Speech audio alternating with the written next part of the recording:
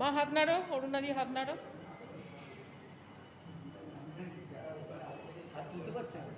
ঠিক আছে ঠিক আছে বাবা, তুই আর ওরম করিস। আর তোর যে এইখানটা যে তোর হয়ে গেছে এখন,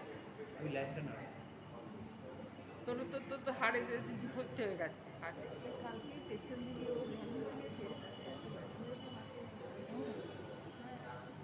দেখি এবারে এটা অফ করে দিলে অফ হয়ে যাবে। হলো না তো, ঠিক আছে। এটা অনেকদিন প্র্যাকটিস হয়নি।